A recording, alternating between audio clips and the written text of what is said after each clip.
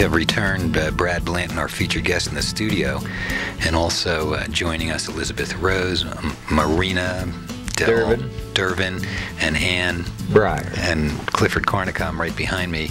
So we're all part of this Truth and Love team, revealing some things that are maybe known to some people to some degree, but you've assembled some things here that most people don't know in all the entirety. And you know, I and Elizabeth will vouch for this, I was arguing maybe 15 or 20 years that the real war is not all these wars that are going on, it's a class war. Mm-hmm. And money is accumulating in the hands of the few again, like it has done in the past. Yes. So you have a, you call it the what's the big idea? Mm-hmm. It's a 7-strategy plan to change the world.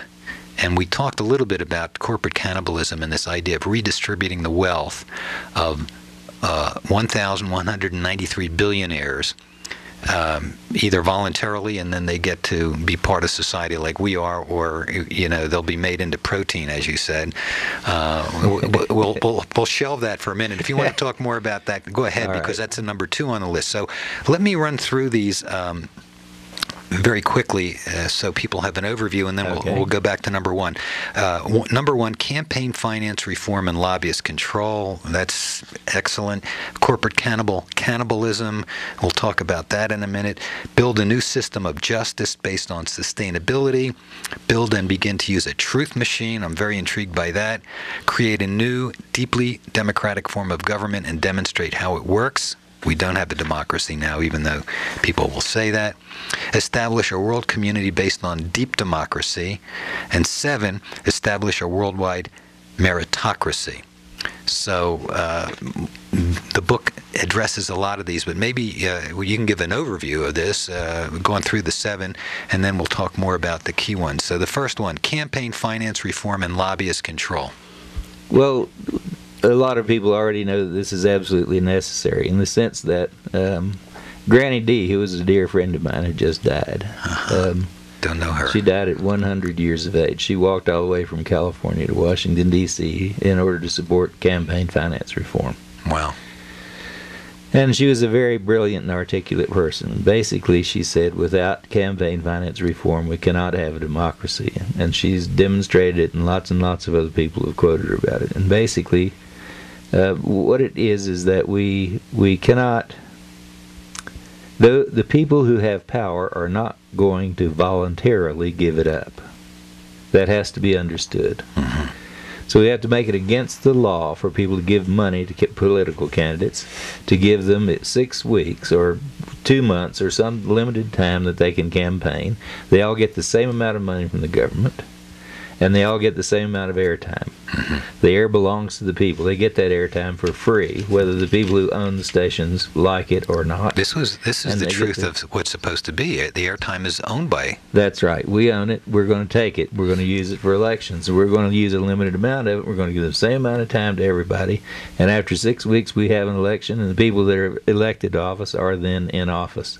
If any union or any corporation or any group of people gives money to a candidate, then they are held accountable, and the amount of money has to do with whether it's just a minor offense or basically a major offense. Okay, and in violation of these new rules. That's right. And without these rules, without taking this power away from corporate, this of course would destroy the Republican Party and destroy most of the Democratic Party, which would be a very good thing. And I'm very interested in campaign finance reform, not only for nation states, but also for the worldwide commonwealth we're going to have to eventually have. Now, you know, if you go back to it seems to me we can just talk a little bit about this under campaign finance reform and lobbyist control.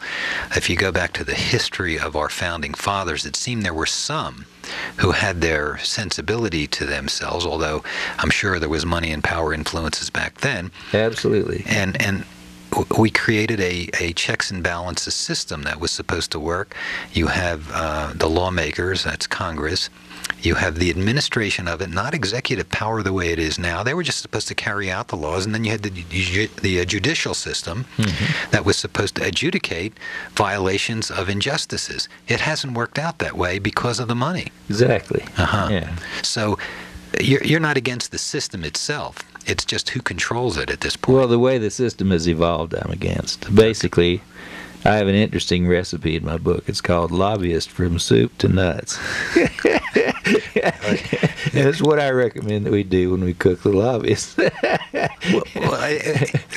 Will everybody have a chance to fess up and go straight? Is what I'm saying. They will. They don't have to be cooked, right? They can, if they confess and pay their bribe. You're calling it a bribe, huh? Yeah. But they have to bribe us to keep us from having a ritual meal out of them. Well, they can admit, look, whether it was me in this lifetime, in this generation, or my father before me, or my grandfather or grandmother before me, because the lineage of this, if you go back and trace it, this has been going on, and these people have been, let me just say, brainwashed into thinking this is the only way for them to be. All of us have. All of us been brainwashed into thinking this is the only way. But this is not only not the only way. This is the way to the destruction of humankind. Okay, so this is a no-brainer. Number one, campaign finance reform, lobbyist control. I love the idea that everybody gets an equal amount of money to campaign if they want to. Do you want to say anything about the Supreme Court decision in relationship to this? Because that really changed the playing field. Or does that come up later on? Well, I'm glad they made that decision, because it made explicit what had been implicitly there about the evil of truly multi-billionaire wealthy people. The corporations, the corporatocracy that we live under, will take advantage of controlling elections and political parties in order to make themselves filthy rich and make everyone else poorer. That's what's going on right now. Yeah. That's what's currently going on with regard to Obama's so-called compromises. And just to address the Supreme Court, which rendered this decision earlier this year, you're basically saying they're beholden to the wealthy as well. They're not really making decisions anymore that are just to the common good. Right. Okay. All right. You want to go to 2? We've talked mostly about this before, 1, but any summary of corporate cannibalism? You maybe, because this is another segment, you might want to recap your idea about how we all would be solvent once again as a collective. Well, I've actually written a ritual communion that we could use. Instead of saying, take, eat, this is my body, you'd say, take, eat, this is our body. And we'd be acknowledging at the time that we're devouring one of us that we're just like them, and that we're going to control cannibalism through cannibalism, and that given that we're cannibals too, we're going to thank them like the American Indian thanks the wild things that they ate. And we'll devour them, and we'll celebrate their lives, and we'll take their money and give it away to everybody they stole it from. Okay. Again, in a ritualistic way, you're saying, honoring them exactly if they don't want to comply. Right. You are giving them a chance. Yeah. Okay. Well, later on we can talk about how this is going to be accomplished, because as you had said early in the conversation, nobody's going to, you don't expect the 1,193, give or take, to voluntarily say, oh yeah, I'll be glad to, I'll keep whatever, what would they be allowed to keep? Well, they could keep 100,000 or 100 million or something. That's like a lot that. of money. That'd be all right, yeah.